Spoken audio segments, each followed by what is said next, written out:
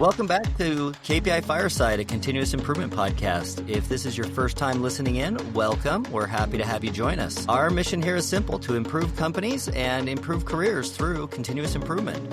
We're here to share inspiring stories and journeys from individuals who embarked on the path of continuous improvement. Through these interviews with leaders, innovators, and change makers, we explore the sparks that ignite transformative journeys both within organizations and in personal and career growth. So whether you're just starting out or looking to take your improvement efforts to the next level, this podcast is here to guide, inspire, and empower you. We know that sometimes the path to improvement can be lonely. You might be trying to push an improvement agenda in an organization that wants to keep doing things the old way. So hopefully hearing some stories of people who have faced similar challenges will help create some motivation. I'm your host, Keith Norris. Our guest today is Jared Ragozzine. Jared as in rhymes with magazine, Jared Ragozzine. Jared is a Lean Six Sigma Master Black Belt with a bachelor's degree in human development, bringing a unique blend of process expertise and a genuine commitment to people. His passion for continuous improvement is grounded in the idea that small incremental changes, what he calls the drip system, are what drives sustainable long-term progress. So welcome, Jared. We're happy to have you here. Thanks for having me. Appreciate it. Wonderful. So the first question I usually like to ask is about the spark or your spark. How did you get your start in continuous improvement? Tell us a little bit about your journey, how you first got aware of it, and tell us a little bit about where you're at now. Mm-hmm. You bet. Happy to. So as far as continuous improvement and lean, it more or less fell in my lap mid-career. I had heard about it when I was working for a startup that I grew from the owner's basement to multi-million and 120 dealers in 40 countries. And I'd heard about this Toyota thing. And in my career, I'm about 20 years in, but it was about halfway through before it became my full-time role. And when I say it fell in my lap, I was talking with folks about opportunities, and I was going down the path that I had been down through entrepreneurial business development experience or any of those roles that I had previously. Senior sales manager was the last role that I had had for that organization. So I was looking at a sales role, and I had this really great friend of mine who was very good at listening and said, you know what, I hear what you're saying, but I see what's on your resume, but what I hear you saying is you're looking for a role in this other realm, and started to describe lean and continuous improvement. Asked me if I had ever heard of it, and I told him only had heard of it, and that's it. And he knew of an opportunity in the area where they were looking for their first continuous improvement manager, and introduced me to that organization. And through a series of conversations, we ended up joining forces, and I got to now spend 40 hours a week or more with my full-time primary bandwidth on all things continuous improvement. And it was really cool because this organization, this was in 2016, they had started their lean journey in 2004. They had a consultant. Typical, however, with some implementations is there's a bunch of half-done Kaizens is what they said. And they said, no more. We want to have somebody on site who can help us really get into this continuous improvement. And so because if it's event-based, then it's discontinuous improvement, right? It's like we want it every day. And the point being there is that consultant was still around, and they continued to keep him in connection with me to train me up and to show me the ropes.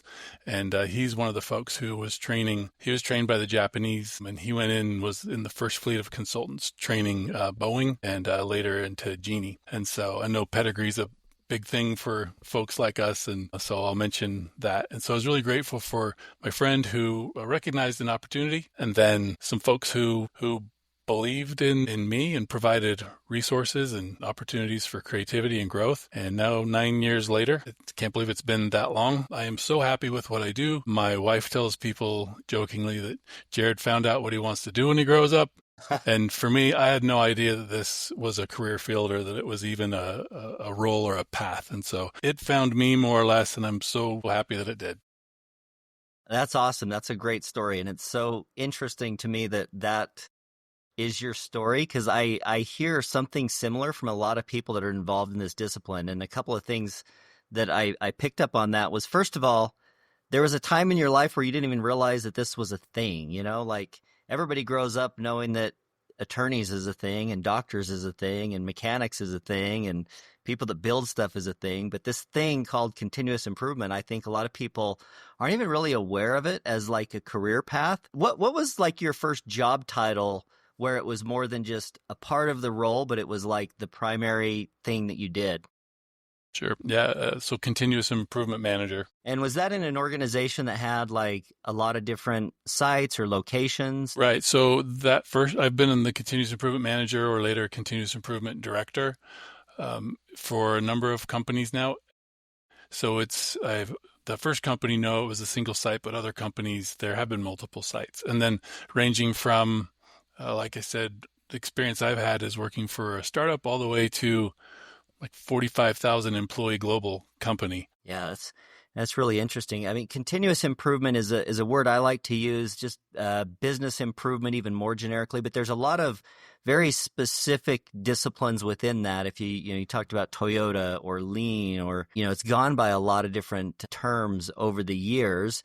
Do you find that I guess I'd call it the language that's used in presenting this concept of continuous improvement is something that you need to juggle in making it work inside of a company? Inside a company, less so. It's more when people ask what I do, I'm still trying to figure out a good answer for that. Sometimes I'll hold my breath, I'll take a big breath and tell them I'm in Lean and Six Sigma and ask if they've ever heard of it. And like 1 out of 10, like, oh, I know what that is. And then, we're going. Most of the time, I just describe it as a efficiency expert, or it's the idea of like good, better, best meets business, or creating these positive cultures of continuous improvement where everybody sees improvement as part of their daily work. And so I try and describe it that way to folks who ask what I do. But I guess the same, back to your question, same conversation happens internally when folks are like, so what do you do, or what is this we're doing now? Yeah, you touched on something else that I think is an interesting topic in this arena, which is how to make continuous improvement continuous and not just occasional. So you go ahead and talk to me about your things you've seen. It sounds like you had an experience where it was periodic or incremental and you came in to try to make it more continuous. Yeah, so that was a problem I was trying to solve from the very beginning of my lean journey, because that was one thing that the organization was working on. I was asked, hey, Jared, company owner came to me and said, I want an improvement idea system that's fueled by the employees. And here's what I want you to do, and kind of described the process. I wasn't so sure that the process was going to work by having everybody write down their ideas on a really nice glass board in the break room and put their name next to the idea. And occasionally I would walk by, review the ideas, go over to the people and have them tell me more, and we do the idea. I saw myself as a constraint pretty quickly. And so I got clear on what he wanted. Wanted an improvement idea system that was fueled by the employees, and then went to work developing something that's actually spread to other companies, not just by me when I go there, but I've gone into companies that have this system that was developed there by me and a very open to change supervisor in a pilot department. And I can talk more about the A6 and the details of that. But essentially that's where it started. And again, it was because of the half-done Kaizens. It was looking back, the way I describe all of like the big picture landscape of lean, operational excellence, Six Sigma, continuous improvement, like any of the different terms for it. I like continuous improvement.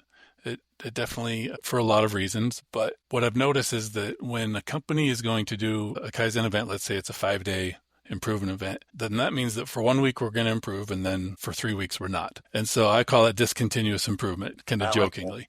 But it's the idea of how do we make improvement part of our daily work, and frankly of all the really, really cool breakthroughs and systems developments that are sustaining today, and money savings and customers served and all of that. That first company I worked with, I'm most proud of the fact that everybody there sees improvement as a part of their daily work. It's just a natural, instinctive thing. And so that's where I saw the power of lean when it comes to culture. How do you engage everybody every day? And there's that saying in lean about everybody every day, but how do you do that? And so I've been working for 9 years on that and have seen it makes all the difference. And if you were to graph the number of Kaizen events compared to the quick wins and the just do it's, which this A6 that I created really helps to bring visual management to that. The volume of quick wins are so much higher. They're in the hundreds compared to the single digits or a dozen. And so it's the mixture of the two. it's not just one or the other. And then there's a third type of project, your deep dives that are going to last longer than a week. Maybe they're months, maybe it's a year long. And that number is even smaller. So it's this 3-piece recipe of like the quick wins, the Kaizen events, and the deep dive, the, I don't know, call them the Six Sigma projects or something like that. That's the recipe for continuous improvement. That's no one of them is going to give it to you. You can't just have point improvements. You can't just have this week we're going to improve, next week we're not. And so I'd say that's the way that I've come to find the best way to really have improvement be continuous. I like that. As you were mentioning that, I kind of had this picture of Stephen Covey's Big Rocks, kind of run through my head. Like you have a certain number of the big DMAIC type projects that a lot of people love to associate with Lean Six Sigma. And then, but so much more of what fills the day can be just those small little improvements. You touched on something I think is really interesting. This is something that caught my interest when I was listening to you speak in another forum. But I think a lot of people in this discipline are familiar with the idea of an A3 form and A3 problem solving. This is a very, pretty common topic. But you have this A6 concept that you've shared. Would you mind explaining both of those and your unique approach? Of course. Yeah. Thanks for asking. So for those who may not be familiar with an A3, briefly, a lot of this lean and continuous improvement stuff is credited, Toyota's credited with it. One of the things that is done for problem solving is for trying to solve complex problems is to write on a large piece of paper, which we would call 11 by 17. International paper size is A3. And you basically map out the full story about a problem, current state, trying to understand why that's happening, and to keep it simple, basically setting up the experimenting cycle or PDCA to work toward a better future. So the A3 tends to be quite time consuming. There's a lot of studying and analysis involved, and it tends to move. It feels like it can move slow, but it's very methodical, and it's A3 is a critical thinking tool to solve complex problems. Well, there's this other element that I was just describing about the quick wins and the just do. It's like sometimes you know exactly what's going to solve something. And I feel like if you're 100% sure that the next step you're going to take is going to eliminate some waste or streamline some work or make things safer or easier or less cost or boost morale, any of those things, then why not do that? And so you can't just have that be a verbal system. A lot of times employees feel unheard, or like their ideas, they share an idea with the manager's like, oh, I love that idea, let's do it. And not intentionally, the manager forgets. They turn from that conversation and then face a fire and it's gone. And so that's why in Lean, we use visual management. We put things out in the visible space so that we follow through on things. And I've found that if you follow up, then you can follow through. And so these created this visible little tool that's like an A3, but it's for quick wins. So continuing on with the international paper size and a little bit of a play on alphanumerics, I called it the A6 because that's the size of a postcard, or 4 by 6 inch. And it's physically smaller. And when it comes to problems you're trying to solve or the improvement, it's typically smaller. And those go up on a lean board. And I set it up in a pull system. There's 3 sections. So if you imagine 3 columns,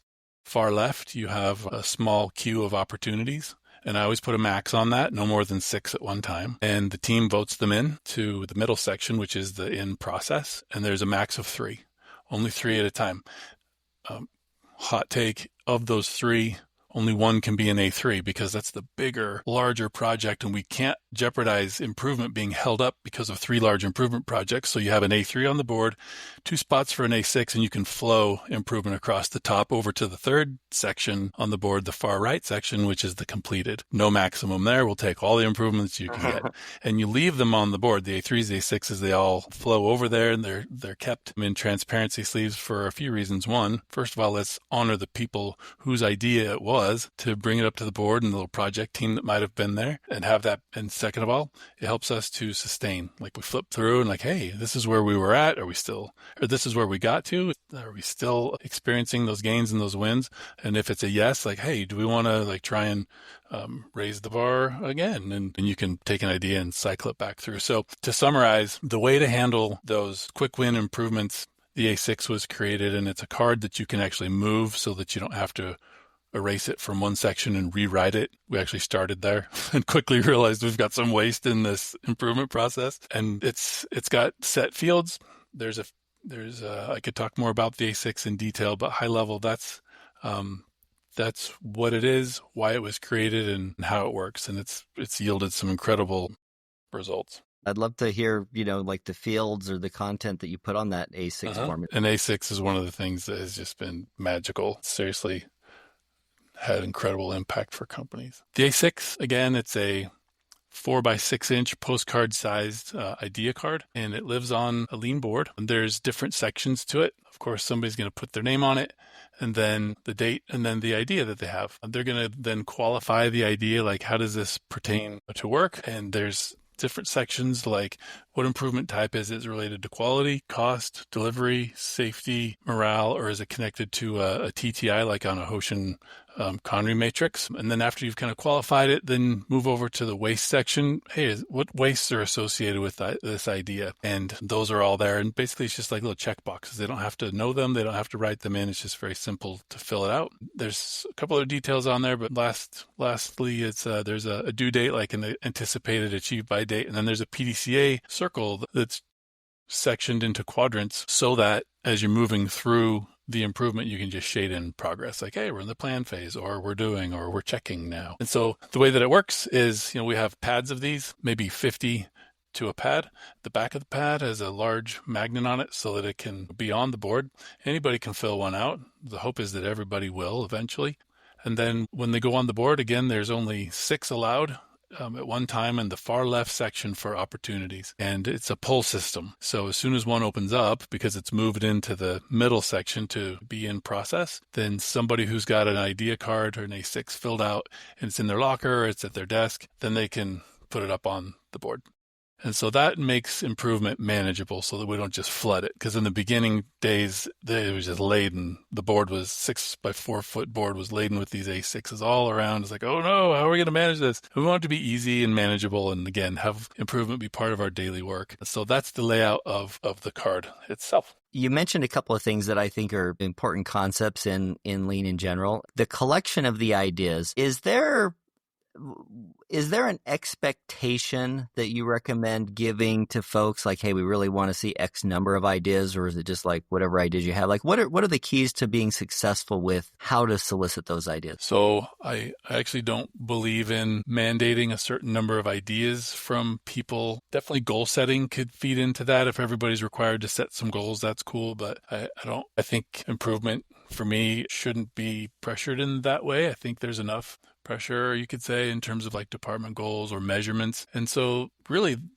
the A6 gives a voice to people who have ideas on how to contribute to the department meeting those goals so that the company meets its goals, or just if somebody has an idea that's going to boost morale, that counts. Put it up. If it's not going to move any needle, don't care. We're building a culture here. We want people to build this muscle memory of, so that improvement is second nature. One really important nuance to all of this, a lesson learned early on is, and I tell this to managers because these are the reason why I went to departments instead of using a central board at this company where all the ideas lived, is I was going to be the bottleneck. I couldn't be the one managing all of this. So immediately I put it in the departments. And after we piloted it in one department and dialed it and got it to where it was working really well, then we scaled it to all the other departments and they plugged it in to their department huddles. And one thing I noticed was I had a supervisor come to me outside of a huddle, which was really good that he handled this in private. And he had this A6 in his hand. He's like, this idea stinks. Okay. So now the question is, what do you do? How do you handle when somebody brings an idea and you don't agree with it, or you think that it's a bad idea? So this was a coaching opportunity. I'm so glad that this happened because I got to coach him on how to coach his people, which is, if first of all, in his case, he looked at the A6, he read it, didn't like it, right? Like immediately didn't like it. So I asked him some questions. I said, have you talked to the person about this? He's like, no, I'm talking to you first. I was like, okay, cool. So the first thing that I would coach anybody is to say, tell me more. Be positive, be optimistic. The rule is somebody's first idea can't be their last. You're going to harm the big picture of creating a positive, lean culture of continuous improvement if you're going to make people wrong for being creative. So that was question one, tell me more. And what's helpful there is because if maybe somebody just doesn't write very well, they don't express themselves in writing the way they would verbally. So go and ask him to tell you more. So he says, okay, I'll do that. And I said a couple other things to consider. At least one is, As I read this, I'm not sure that there's like, what's the waste that's going to be eliminated as a result of this idea? And he's looking at it and he said, I don't know. It's like, hey, there might be, there might not. So this is an opportunity for you to go to your employee and just talk through it and let me know how it goes. He came back to me the next day. He said that it went really great. He misunderstood what was meant by what was written. It was a great idea. They implemented it. It was one of the early wins, and it was a thing that got people's attention, especially there's people who want to improve and they're like your early adopters. There's those who are like, I'm not so sure. Let's just see how this plays out. And then those who are like, no, not going to participate in that. And that those first days were very important to, people call it buy-in, but I call it just getting engagement, like legitimate. It's working. It's cool. This gives everybody a voice. And people took note of that and started to participate. The board was filling up, and then ideas just started to flow.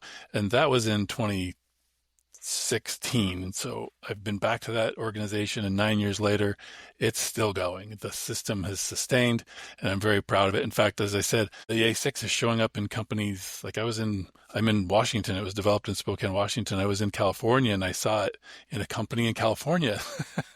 And since I've presented at the LEI Summit and shared it with a lot of people. So I don't know what will really happen. My prediction is in 10 years, A6 will be just common tool in the lean toolbox. We'll see. I love it. I love it. You touched on a few interesting things. And one thing that I love about lean and the tools in the toolbox is a lot of the concepts are just really simple, but mastery of them is not. Like you touched on something about, my next question will be about like the leadership's role in a program. But you mentioned how important it is for leaders not to demotivate. This is something I know, but I sometimes can struggle with. I'm sure other people can too. You see an idea, you're like, oh no, we shouldn't do it that way, right? You can definitely kill the initiative by throwing a wet blanket on those ideas sometimes. How would you describe what leadership in general needs to do to have this sort of a program, this sort of a culture be successful in an organization? And does it have to start from the top, or can it start somewhere else? Well, I'll start with the second question first because it's shorter. I don't think that it's top down or bottom up only. It can be either. It can also be middle out.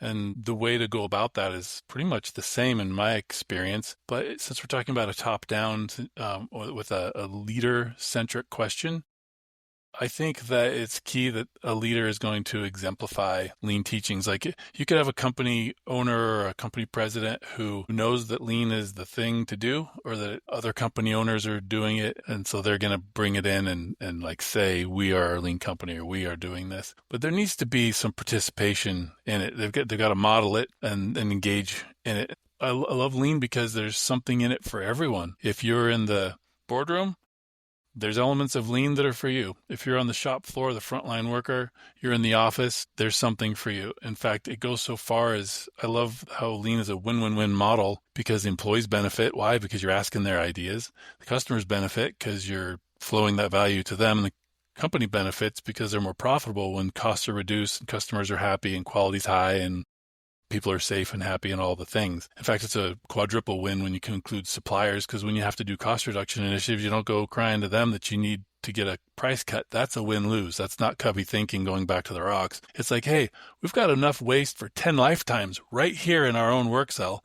Let's look at that and let's go after our own stuff. So suppliers win. And it's all because it's based on respect for other people. So back to leadership and top down and having that be something that's going to work. I think that the only way you're really going to get a lean enterprise, like a wall-to-wall lean culture where it's not just operations that's benefiting from this, but also the support departments like engineering, HR, IT, accounting, sales, etc. And it does work there. It's probably going to be tougher to do that from bottom up. But the key is that the leaders are going to model it and engage in it. And because there's something for everybody, then I think that the very first thing that a leader needs to do, so if there's leaders listening who are thinking about starting a lean journey or early in it and wondering, what can I do? Or you've been doing it for 20 years and it's just not got the traction you want. Number one is approve time. Approve time for people to problem solve. And time to experiment. Let them. It all comes down to a true learning organization. Like a company can do lean stuff, but unless they're thinking and acting scientifically, they're not lean. Sorry. That's the bottom line. And it takes time to problem solve. That kind of a work it looks different. And so it's not that attractive to some company owners to see somebody like sitting, thinking, noodling on something, trying to solve something that they could be kicking some serious butt over there, but it might not look like work. And so people might not engage in it. So you got to make it okay for people to problem solve. And again, caveat is that's not to be abused by somebody just sitting down, not working and saying I'm problem solving. We bring a structure to it. We bring guardrails and guidelines to make it very easy for people to participate. But that's number one, is approve time. And then number two, be respectful. Be respectful yourself, drive respect. If it's not one of your core values, consider embedding it in there, but definitely just be respectful. And then the third one is quite practical, but it's Gemba walks. What this is it's where the leadership team, and I've been on the front line, I've been on the leadership team. I think I've held most every position in a company except for engineer and president. And that perspective is really helpful for a practitioner, I think, because I'm mindful of what's important to people and concerns they might have. And a Gemba walk is where the leadership team leaves the conference room or their office space and goes to where the value is added. So if it's a manufacturing environment, then it's going to be out on the factory floor. And you set up a cadence where something like every week you visit all the departments. Or in one company I worked in, it was a custom shower and tub composite company in Boise, Idaho. It was set up for an hour a week, Thursdays from 10 to 11 a.m. There were 16 departments total. And so we just divided it up and said, all right, we're going to go to 4 departments a week. That means that you can cycle through the whole company in a month. And what do you do there? Well, people have these A6s and other things that are on their continuous improvement board, if that's in place. If not, that's another system that interfaces with a Gemba walk. But whether there's a board there or not, the point is that company leaders are out there mingling, giving face time, and most importantly, listening and learning from the people in the organization so that the decisions made in the boardroom are better. Get off the carpet, get out there and learn and understand current state so that you're not up in the night making decisions that might not be as good as if you were informed by true current state. And so a Gemba walk gets leaders out there listening to their people. I can't tell you how many times I've seen companies where the story is we're waiting for the leaders to tell us what the goals are, right? Like these middle level managers. But at this middle level, like if you have some responsibility, or maybe a manager, even with a couple of people or a shift leader, or, I mean, if you've got a whole plant or something that you're managing, definitely there's a lot that you could do with or without higher level support. So I love what you said there about like middle out. Even if you're only responsible for your own area, there's stuff that you can do.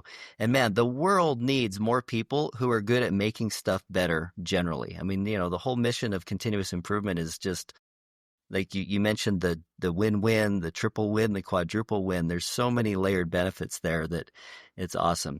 I want to come back to something that I would think of as like a metric around capacity, because you talked about improvement time or making time for improvement. And again, I've seen organizations that measure capacity and use capacity utilization as a little bit of an indicator of couple of things. One, if somebody's saying, oh, we're over capacity here, we've got overtime going on, that's a really good indicator that there's an opportunity for improvement work to be done there. But also, if somebody's overutilized, they might not have enough time for improvement. I don't know if you have any thoughts or so on that topic of like capacity or how that might fit in with making time available for improvements. But do you have a recommendation on how much time does somebody need to make improvements? That's a great one. These are all great questions. I would say that if you can get to the point as a company leader where you're going to just say, hey, there's just 10% of the time we're not going to book, then you reserve that as though it's a work order, a job, or some software program that you're going to put through the pipeline. You're looking at the schedule, you just only fill it up to 90%. Maybe it's 95%, depends on your appetite. Start somewhere. If that's too much, then give everybody 10 minutes every day to tidy up their work area. That gets into another idea of workplace organization or FS, and make sure that, if people clean throughout the day, then they've got 10 minutes at the end of the day to work on their improvement idea. Go over to the A6 and work on that. You might have people working together as team members like, hey, I want my idea to go through, move out of the way, hurry up. And like, well, how about you help me? Okay, sweet. So it drives teamwork, and that's really good. And people will support the world they help create, not the one that Jared comes in and gives you. So, give people a voice, get them involved. And really it comes back to time. When I was saying that company leaders need to approve time, you could operationalize it in that way and say, we just don't book beyond this. And once we're at 90 or 95% with work for this day, this week, this time period, move on, start filling up the next day, week, or whatever, and don't overbook. The other thing you said is when you do have, like, from a capacity measurement perspective, I think that's a focusing tool, which is really cool. So it's like, all right, I have this time to improve. What do I do? Of all the things I could improve, the real question is, what are the things I should improve? And so we need focus, but where do we focus and what is going to help me to prioritize? I think that if you've got a resource that's overbooked, which you brought up, that's a great place to spend your time. Go over there and get people to start noodling on ways to consume the work that's in that area. You might use improvement time for cross-training, and whether it's a long-term or a short-term constraint, it's really nice to be able to flow work, and that's not going to happen when you have constraints or when you're above capacity. So that can get your attention to bring focus to what you should do, not just what you could do. This generic war on waste. Don't do that. I love that word flow, because I think that word flow really represents one of the core themes of lean and continuous improvement. Is work should be able to be in a state of flow and not constant like fire drills and chaos, like some people thrive on that almost too much. So like there's a whole debate in there. Let me ask you a question. I like to use this term rituals as like these reoccurring meetings, but I like the term rituals because it has this like cultural significance, almost like a birthday party would be a ritual, right? Are there some rituals that somebody that is looking to be a lean company, if you were coming in as a consultant, you would kind of look for and say, because people use different words to describe a daily stand-up or a huddle or a board meeting or something. Are there certain rituals and frequencies that you think, yeah, that's a pattern that's pretty typical, or that's what you would recommend as part of a lean Yes, definitely. implementation? I think that that's the core. That's the center of the wheel that makes all the spokes really come together, is having a team meeting. I've seen where, as far as what they're called, a team meeting, a stand-up, a huddle, a scrum, there's lots of different names for them, a team, and it looks a little different if you're in a shop environment versus in the office or if you're online. But it's the idea of having a regular cadence, daily or no more than weekly, I would say, to where you come together. And some folks have, I was working with an organization a few months ago who, when I brought this up and identified a really splendid reason why to implement those, we tried that years ago. And I'm not going to talk them into why I think we should do it. This is time to listen and learn. Tell me how that went. Why isn't it happening today? And bottom line is it turned into a gripe fest. That means that anybody could come and say whatever they want. No, you've got to have some rules, some ground rules, basically guardrails, like help people know the rules of the game. When we come here, this is what we're going to talk about. And so we put together just a short agenda. Like, first of all, we're going to touch on like how's the work going? If we're meeting midday, how's the morning going? If you meet first thing in the morning, how did yesterday go? It's just a brief reflection.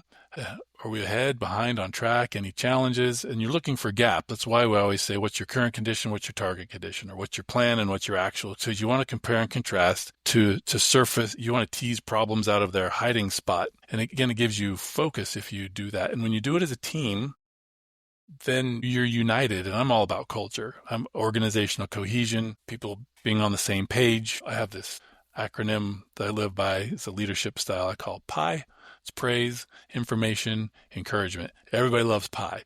And this is iPie. This is time for iPie. It's like, hey, here's a strange job that's coming through. I want to give you a heads up on it. Here's what you need to know.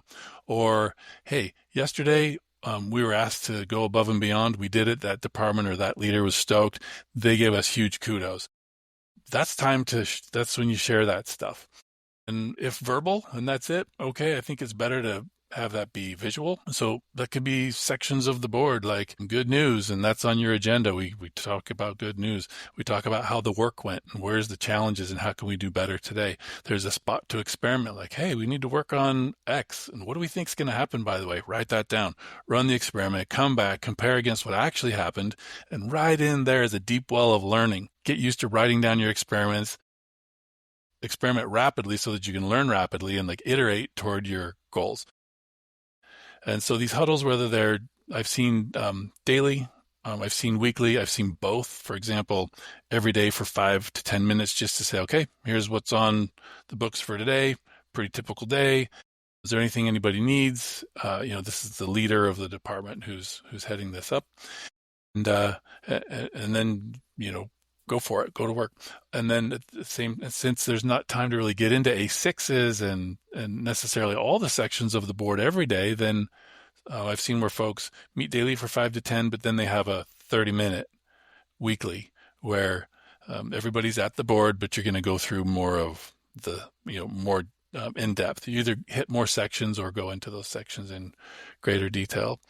And then if I could, I'll just bring a previous question and tie it into this one. It's like how could a leader engage? And if you did do Hoshin Connery, or this idea of like strategy for the company, and if company leaders are designing strategy in the boardroom, make sure that everybody knows it. Some company leaders are up in the night thinking that the front line knows what those are. The best I've seen is when the leadership team develops those goals in conjunction with the people that report to them, and you play catch ball. So it's a little bit of like, hey, here's what we're thinking. What do you think? And then that next level down, managers engages their team to say, hey, wow, we're trying to go for 10% reduction here so that we can have CapEx to design this next thing. We're assigned 3% of that. What ideas do you guys have? And like go back and be like, I think we can get 4, or I think we can only get 2. And so there's this like initial stage of engaging all the levels so that when the leadership says, okay, we've decided, thank you for your input, we're going to decide on these, then they're not just, it's not just words on a wall or like a poster that nobody looks at or talks about. Instead, you have those company goals living on the lean board, so that on these weekly, like 30-minute deep dives, one of the things you talk about is the company goals. And if you're using a Hoshin Connery X matrix, and this is going to throw people who don't know what this is for a spin, but there's a south, west, northeast, like your cardinal directions is one way to kind of make sense of the company goals and the measurements, who's involved, and kind of the timing and all that. What I saw was we made sure that in order to cascade this down, and this is where KPI Fire came to my attention, is because our controller, director of accounting, or director of finance said, all of these metrics that we're keeping track of on all these levels, KPI Fire will be a really cool software to help us keep track of this. And then it got the visuality and the graphs that can just live on these boards. And so what that looks like on the board is, if you have 16 departments, everybody's got a section on the board. All the boards are the same layout, and they can customize with the information that's in those sections that's pertinent to their work, to their function. But everybody has the same section. The first section is the company section, company level. And everybody's got a copy of the X matrix. So you've got the south and the west that's exactly the same. So you've got the company level goals for 3 to 5 years and what we want to achieve this year. But then it varies from department to department. Everybody's north and east changes, because it's now the department goals that are going to give rise to the West End company goals this year, which is going to support the South goals for breakthrough in the next 3 to 5 years. And now if you've got the A6 and A3 system going on and you've got a board, now people know, here's what you want us to do. I've got an idea on how to do that. And I'm not just going to tell you and hope you remember. I'm going to put it on the board and we're going to work it as a team. And we've been approved time to talk about it and to work it. And that's the big picture. That's when you've got a symphony going and it's just music. You're flowing intellect and creativity, and you're making written results. That's awesome. I think that you kind of use that example of, I've heard the term fractal used with lean, in that, if you're at the front lines, a cell or a business unit, or even up at the highest levels, it's really similar concepts and approaches, just a larger impact, larger scale, sometimes bigger projects. But the concepts are so similar. Jared, let me ask you, what might you say to somebody who says this lean thing, like, oh, yeah, sure, it's great for manufacturing, but I work in services or I do knowledge work. I don't think that lean is for me. Is there something you might say to somebody with that mindset? If they wanted to learn more about how that could look, I'd be happy to entertain a conversation like that. The short version is the key point in applying lean in the office, which it totally works. It just looks a little different, is everything that you know about raw material applies to information. The raw material of cognitive work or of services, the raw material is data. It's information. It's the stuff that you're changing, the fit, form, function. It's the stuff that you're coding. It's the packet that you're creating. Everybody's producing something. Everybody's responsible to produce something. So we're all in production. It's just the raw materials change. Now, there can also be defects. On the shop floor, it's really easy to see a defect because there's this big red taped off section on the floor or on the bench that says non-conforming material, and some decision has to be made, right? Like whether you're going to fix it or you got to scrap it and start all the way over. Well, in the office, we don't have that, but there can still be defects. What does that look like? Well, because we're looking at flow, and in this case, it's the flow of information, whether it's you doing like an A to Z project or you're passing off work from one subject matter expert to the next. Anytime there's a stop to the flow of information, it's usually, or worse, it goes back upstream, is because you have to correct, add to, or clarify something. That is a defect equal to a part on the shop floor that has a blemish or a ding that has to get fixed or reworked. And once you can make that connection, then everything that applies to the operational applications of lean can show up in the office. Again, it can look different. It's kind of like if you're I'll use a manufacturing example, two different manufacturing examples. If you're a company that makes your own product, then like Toyota making cars, you could probably use a lot of the tools of lean because there's a stability at the very foundation of what you're doing. If you're making your own toasters, you're making your own whatever. But if you're in a job shop, and I'm supporting a company right now that's a contract manufacturer job shop, they don't make their own product. Others are hiring, others are coming to this company to make products for them. That means your product is changing constantly.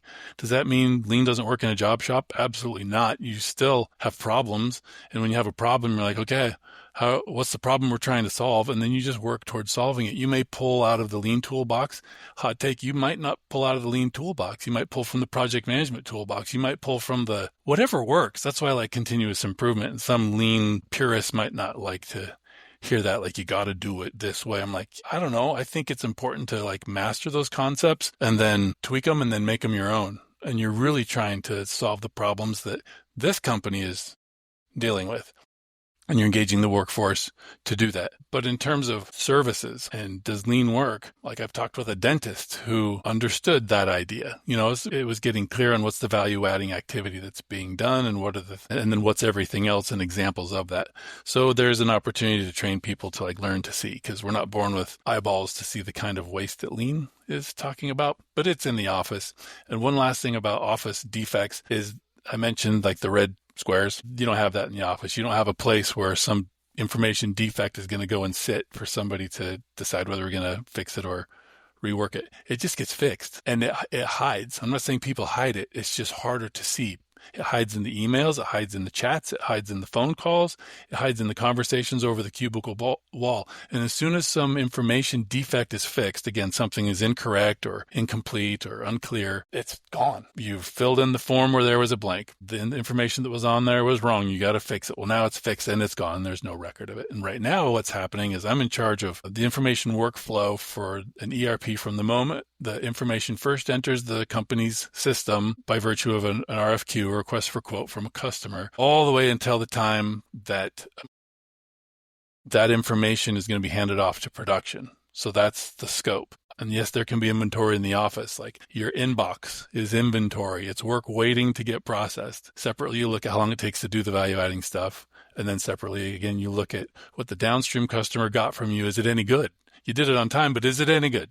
And so there's a first pass yield equivalent that we call percent complete and accurate. And if it's 100% complete and accurate, that means that the information just flowed. It just kept going downstream. But if it stops, or worse yet, came back in one of these awful rework loops, you would show that on the map and you'd be able to see it. Well, you need data on that. And so what we did is we set up kind of working with everybody gradually with this idea that, hey, we're going to start putting metrics in the office next week.